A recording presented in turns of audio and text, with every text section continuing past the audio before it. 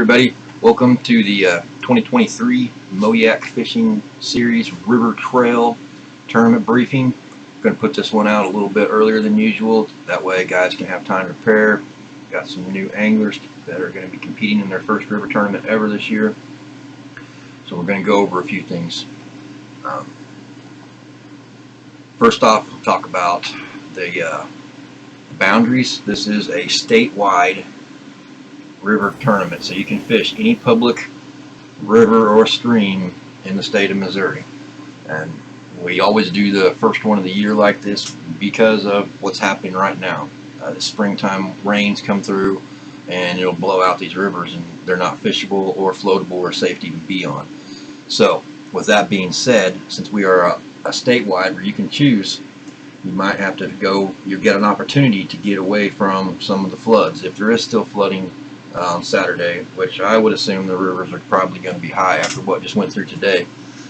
So, I mean, out here in the Joplin area, Shoal Creek's probably going to be really high. Spring River is going to be up and running. So, some rivers will be okay. Some rivers are going to be flooded. So, that's the challenge of getting out there, searching and finding what's going to work best for you. So, like I said, you do have to fish in a public stream. You do have to launch from a public access point unless you are being shuttled by a outfitter or a campground that you're staying at. Sometimes in certain situations they've got an access point where they can drop people off when they shuttle and then bus everybody up to a location. So if that's the case, then that's okay. If you've got a buddy that has a gate, has a key to the gate, you cross his field, and he'll say, oh, I'll take anybody back there. That's not the same thing as an outfitter dropping off at an access point. So if you have any questions or concerns about that, give me a call. I mean, we're just trying to have a fun river float. So you do need to be on a river, there do need to be flowing water. Lake Springfield is off limits. The boundary is the dam, or the out of bounds is from the dam all the way to the Highway 60 bridge. Lake Niangua is another one that we're not allowing. There is the boundary for that. And of course, Lake Taneycomo is not going to be allowed. That's not going to be considered a river for this tournament, even though it may have current flow in it at certain times. Taneycomo is not allowed either. And if you have any other questions or concerns, I don't know all these places on every river all across the entire state of Missouri. So if you find a place that you think could be questionable, just reach out to me. We'll figure it out, and then we'll go from there. Competitors may shuttle each other, of course, too. If you're, we do encourage the buddy system, and we do have the team tournament going on at the same time, so you and a buddy can team up and get in on that team action as well. There's no angler gear race for the team, so guys can switch partners up as they feel fit for different tournaments, just for fun little side pot. Alright, now safety goes, make sure you've got your PFD on at all times. Wading in the river series is allowed, and fishing out of your kayak is allowed, as long as you are taking your photographs inside the kayak. So if you're going to tie your kayak off to your waist with some rope, take off walking upstream and fishing, that's cool. If you catch one, get back in your kayak, take your picture, and get back at it. And that's a different rule from the trail series. Trail series, you cannot get out of your kayak to fish, but in the river series, you can. And you can also get out to portage or drag around obstacles or gravel bars if there's low water conditions. That's all perfectly allowed in the river series, because that's what you do when you're on a Missouri River, especially down here in the Ozarks. You're going to be floating in some skinny water sometimes. You're going to be maneuvering around some obstacles, some blowdowns. So that's just part of the game. There will be no minimum length requirement. Any fish you catch, you can throw up on the board and submit it to TourneyX. TourneyX will auto cull all your fish, so just take your picture and submit it, and TourneyX will calculate your score correctly. This is a bass tournament, so largemouth, smallmouth, and spotted. White bass don't count. Make sure you're using a catch measuring device. It doesn't matter what type or model that you have, as long as it is a Catch Company brand measuring board. Your score is going to be based off your best 5 fish.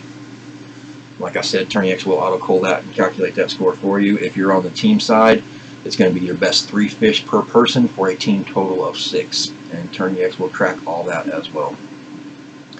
Your identifier code will be released on Friday evening, and that must be visible in all photos. It also will be the exact same identifier for the team side and trail. So just one ID will be used for anglers fishing in both. This is no in-person meetup before or after type of tournament, so check in and out on the TourneyX Pro app when you have cell service. And then we'll get the winners announced up on the MoYak Facebook group that night after everything is concluded. There is a $10 big bass pot that is included in your entry fee, so that will pay out to the biggest bass that's caught as well. We also have the trash pot going on, so if you opted into the trash pot, then that can be any fish that you catch by legal tournament methods that is not a scoreable bass. And those photos are to be submitted to me directly, whether text or messenger. And on the trash pot too, make sure you have the identifier code in the photograph. But if it's a big fish and it's hard to get a picture of, it doesn't have to be laying on the board exactly.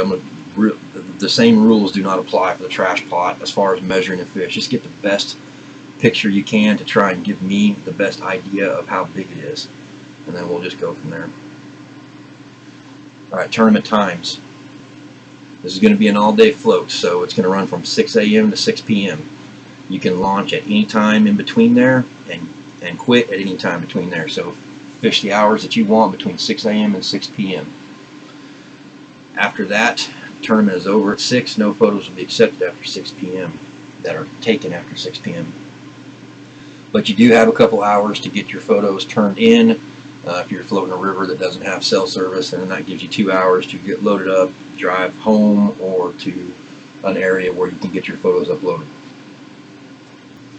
After all the photos have been finished judged after 8 p.m., then the winners will be announced on social media. Angler of the Year points are on the line for the Trail Series, and that is the River Series Angler of the Year points are determined by your best 4 out of the 5 tournaments of the year. And that Angler of the Year is going to win a new kayak from Litton Keats Real Estate. There will be a river championship, and that will count for just normal points. There won't be anything extra involved with that. So AOI is based off of your best 4 out of 5 plus the championship. So you get 1 drop score, or you can miss an event if conditions aren't right for you. So 4 out of 5 plus a championship. That's going to determine the Angler of the Year. Alright everyone, that's about it. Be safe out there. Be aware of water levels and water flow. There's some really good websites that you can get on and check how high the water is at these locations and different rivers. So do your research and be safe. Float with a buddy, float with several buddies, enjoy the time on the water, because that's what these tournaments are for. So good luck everyone. If you have any questions, just shoot me a message.